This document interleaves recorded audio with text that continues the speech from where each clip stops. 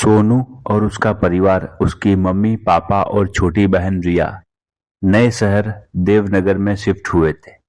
सबको लगा अब तो शांति भरी जिंदगी शुरू होगी, लेकिन उन्हें क्या पता था कि असली कहानी तो अब शुरू होने वाली है।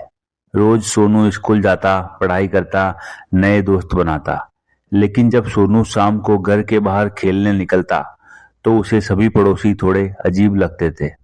एक दिन पड़ोस के एक बूढ़े अंकल ने सोनू को अपने पास बुलाया और कहा, बेटा, तुम इस कॉलोनी में नए आए हो लगता है, इसलिए ध्यान रखना, रात को अगर कोई तुमसे पिज्जा मांगे तो उसे पिज्जा मत देना और ना ही घर का गेट खोलना। सोनू को अंकल की बात थोड़ी अजीब तो लगी, लेकिन सोनू अंकल की बात सुनकर के हंस पड़ा। रात को पिज्जा? कौन इतना पागल है अंकल? और अंकल की बात को हंसी में टालकर सोनू अपने घर वापस लौट गया। लेकिन जब सोनू अपने घर लौटा तब वो उस अंकल की कही बात को बार बार सोचने लगा और उसी रात कुछ अजीब हुआ। रात के 12 बजे घर की घंटी बजी। सोनू ने दरवाजा खोला। बाहर एक बूढ़ी औरत खड़ी थी और बोली, बेटा, मुझे एक पिज्जा मिल जाएगा क्या? बहुत जोरों की भूख लगी है। सोनू बोला, आंटी, अभी तो रात हो गई, आप कल आ जाना। वो औरत हल्के से मुस्कुराई और बोली, अगर पिज्जा नहीं मिला तो किसी की भूख हमेशा के लिए खत्म हो जाएगी। सोनू बोला, आंटी, अभी तो रात हो गई है, अभी मैं पिज्जा कहाँ से लाऊंगा? आप कल आ जाना, कल मैं आपके लिए पिज्जा बना दूंगा। इतना सुनकर वो आंटी बोली, ठीक है बेटा, मैं कल आऊंगी, कल मेरे लिए जरूर पिज्जा रखना। इतना सुनकर सोनू ने अपने घर का दरवाजा बंद कर दिया। सोनू डर के मारे कांप गया और उसने सुबह वही बात अपने माता पिता को बताई, लेकिन उन्होंने सोनू को समझाया। शायद तुमने कोई गंदा सपना देखा होगा बेटा। लेकिन अगली रात फिर वही हुआ। फिर अगली रात भी 12 बजे घर की घंटी बजी। वही औरत। सोनू घबराया और अपने पेरेंट्स को बुलाया, लेकिन उसकी मम्मी बोली, सोनू, बेटा बना दे पिज्जा, वो आंटी शायद खाकर चली जाएगी। सोनू ने माँ की बात को सुना और उस औरत के लिए एक पिज्जा बनाया और गेट के बाहर रख आया। सुबह जब सोनू उठा और दरवाजा खोला तो पिज्जा का डब्बा खाली था और मिट्टी में एक पुरानी चप्पल पड़ी थी। अंदर से पिज्जा गायब हो चुका था। सोनू ने घबराकर पड़ोस वाली आशा आंटी से पूछा। आंटी, वो बूढ़ी औरत कौन थी?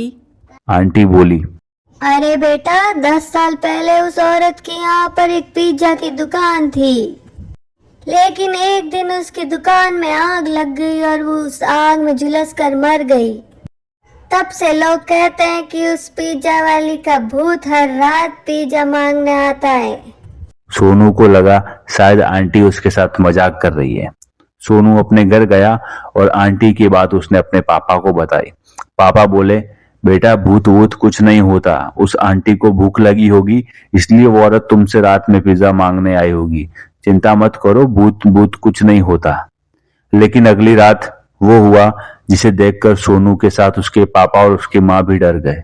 अगली रात फिर घर की घंटी बजी और वही औरत और सोनू और उसका परिवार बुरी तरह डर गया। घर में वो सभी एक रूम में जाके बैठ गए और कोई भी घर का दरवाजा नहीं खोल रहा था।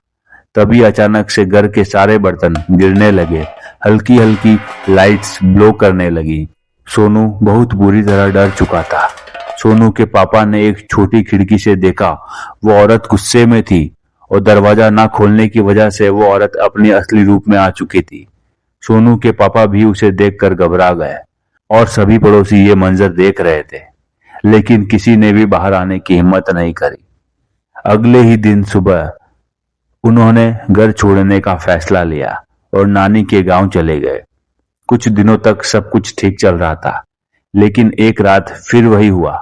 नानी के घर की घंटी रात को 12 बजे बजी। सोनू सोचा, इतनी रात को नानी के घर कौन आया होगा। सोनू 12 बजे जग ही रहा था। सोनू गया और सोनू ने नानी के घर का दरवाजा खोला और देखा तो वही बूढ़ी औरत दरवाजे पर खड़ी थी और वो बोली, बेटा, अब तो पिज्जा दे दो, मैं बहुत दूर से आई और बहुत भूखे में हूँ।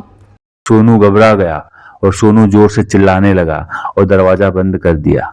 सोनू दौड़ता हुआ अपनी नानी के पास गया और नानी को जाकर के पूरी बात बताई और बोला, नानी ये तो यहाँ भी आ गई। नानी ने शांत स्वर में कहा, बेटा तू डर मत, आज तू जा पिज्जा बना और उसमें बाबा का प्रसाद भी डाल देना। सोनू ने डरते हुए नानी के कहे अनुसार पिज्जा बनाया और उसमें नानी के दिए हुए बाबा का प्रसाद मिलाया और वो पिज्जा बाहर रख दिया। वो औरत आई, पिज्जा उठाया और उसे खाने लगी।